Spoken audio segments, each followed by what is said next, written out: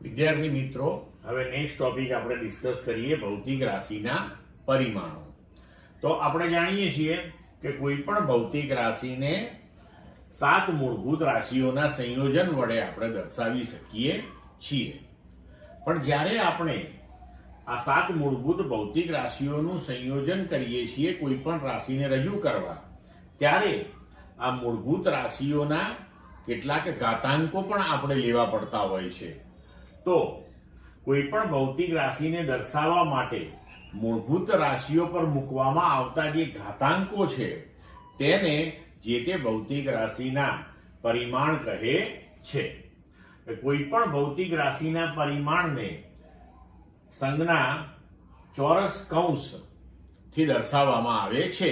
એટલે કે એ ભૌતિક રાશિની જે સંજ્ઞા હોય એ સંજ્ઞાને આપણે આવા ચોરસ કૌંસમાં મૂકવાની, એટલે આપણને ખ્યાલ આવે કે હવે આપણે ભૌતિક રાશિના પરિમાણની ચર્ચા કરી રહ્યા છીએ. હવે આપણે ઉદાહરણ લઈને આ વસ્તુ સમજીએ કે ધારો કે આપણે લઈએ કે પદાર્થ દ્વારા ઘેરાયેલા કદને લંબાઈ, પહોળાઈ અને ઊંચાઈ અથવા તો 3 લંબાઈના ગુણાકારથી વ્યક્ત કરી શકાય છે.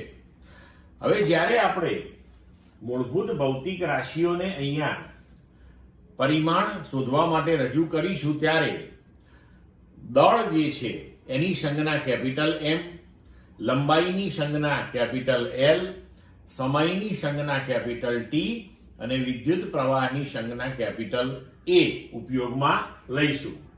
તો હવે કદના પરિમાણ જે છે એને તમે લંબાઈ ગુણ્યા લંબાઈ ગુણ્યા લંબાઈ એટલે L³ થી રજૂ કરી શકો.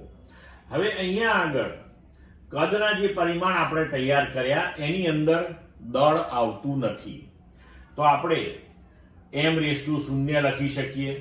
સમય પણ આવતો નથી તો t⁴ લખીએ. એટલે કે દળના પરિમાણ અહીંયા 0 છે અને સમયના પરિમાણ પણ 0 છે અને લંબાઈના પરિમાણ L⁵ એટલે કે 3 છે. હવે આપણે બીજું ઉદાહરણ લઈએ કે બળ બરાબર દળ ગુણ્યા પ્રવેગ. તો બળના પરિમાણ બરાબર દળના પરિમાણ ગુણ્યા પ્રવેગના પરિમાણ.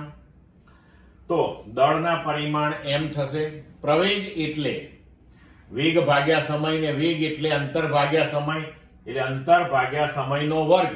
તો આપણે એને લખી શકીએ Lt⁻². એટલે પરિણામ સ્વરૂપે આપણે આ લખી શકીએ mLt−2.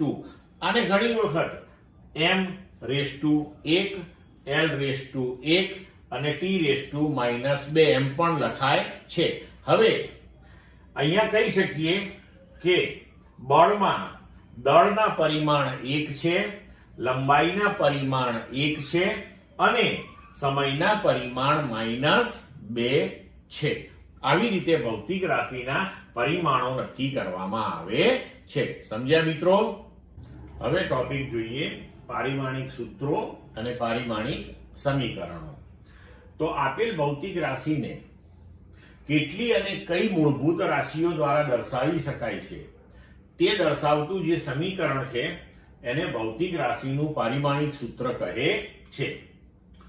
ઉદાહરણ તરીકે આપણે લખી શકીએ કે કદનું પારિમાણિક સૂત્ર એટલે કે સ્ક્વેર કૌંસની અંદર આપણે લખવાનું m0 L3 T0.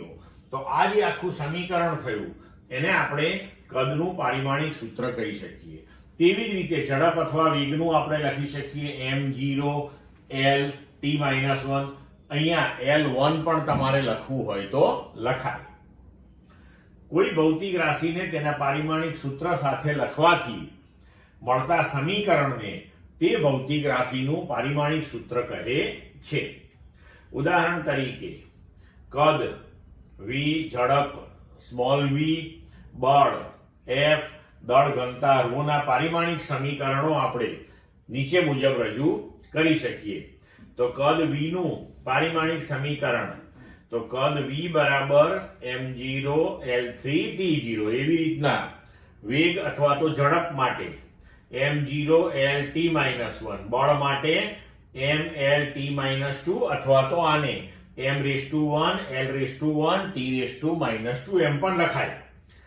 ઘનતા ρ બરાબર ml-3t0 અથવા તો એને m⁻1 l⁻−3 અને t⁻0 એમ પણ લખાય. તો આ થયા પારિમાણિક સૂત્રો અથવા તો સમીકરણો.